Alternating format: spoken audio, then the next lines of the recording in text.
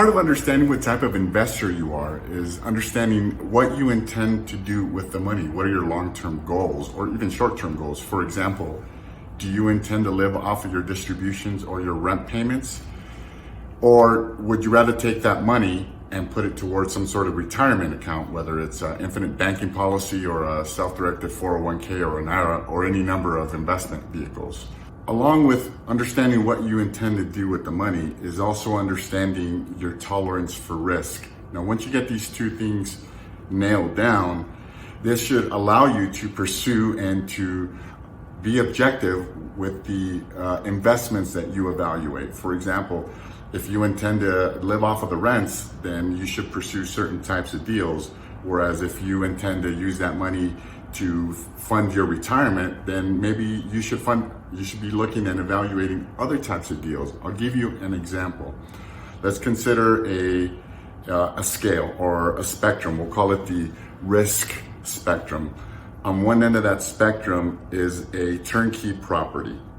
On the other end of that spectrum is something far, far riskier. Let's say some sort of new development. Let's say you purchase some land and now you want to put a hotel or an apartment or whatever, but it's a development.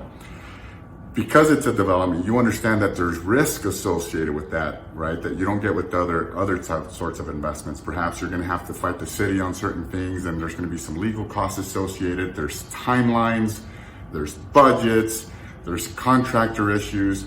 The bottom line is that there are a lot of variables, a lot of things that can go wrong before you get to where you really want to be.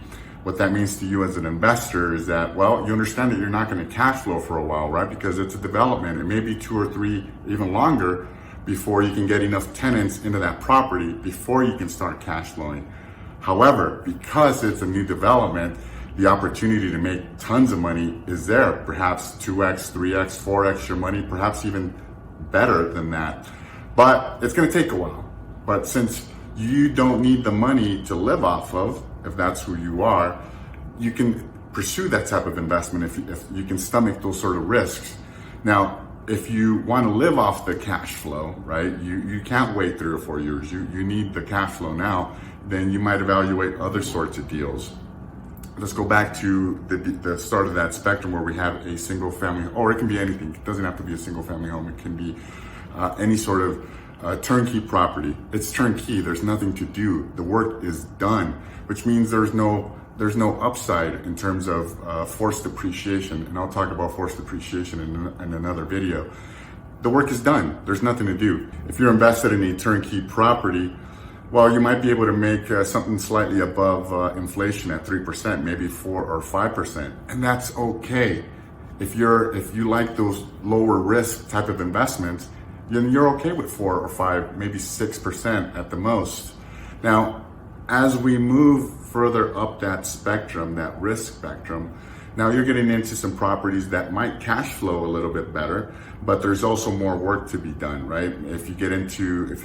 Perhaps you're looking for 8%, you're happy with 8%. Okay, let's go look for some value add investments where there's perhaps some light rehab to be completed, maybe some paint, maybe a new driveway, not a lot of work to be done.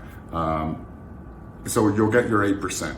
As we move further up that spectrum, there's a sweet spot, right, for us as investors, the sort of deals that we seek out. Ideally, we want a property that we can get into that cash flows nicely from day one, but there's still enough work that can be completed within the property to force appreciation up, right? And a later date, maybe within 2 or 3 or 5 years, you can refi, you raise the value enough, refi, get your investors their money back, but you're still in the deal, and now you're cash flowing even better, right? That's ideal. Those sort of deals, you can find them. They're getting harder and harder to find, but they're still out there. Now, if you're still not satisfied with 8 or 10%, you want better. You want 12. You want 16. You want 20%. Well, now you're going to have to look for some deals there's a lot more work to be done, right? So as we move further up that scale, that risk scale, we find properties that don't cash flow as well, but there's a lot more work to be done, and we can cash flow a lot better once that work is completed.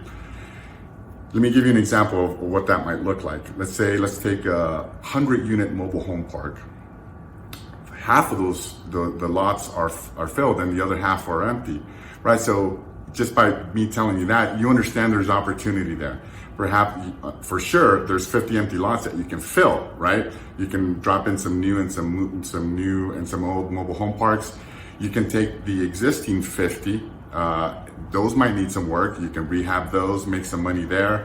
But there's an opportunity to make a lot more cash flow once all the work is complete, right? Once that stabilization period of 6 months, sometimes 2 or 3 years, depending on the work. Every deal is different. But you as an investor need to be able to evaluate and ask those questions when somebody presents a deal to you and they simply pitch it as a value add deal. Well, how much value add? Is it a low value add? Is there some light work, or is there a lot of work to be done? And depending on what types of deals you seek out, that might be a great fit for you. But if you understand what you're going to do with the money and understand the risk, then you should be able to evaluate some awesome deals that fit your risk profile. I'll talk to you soon.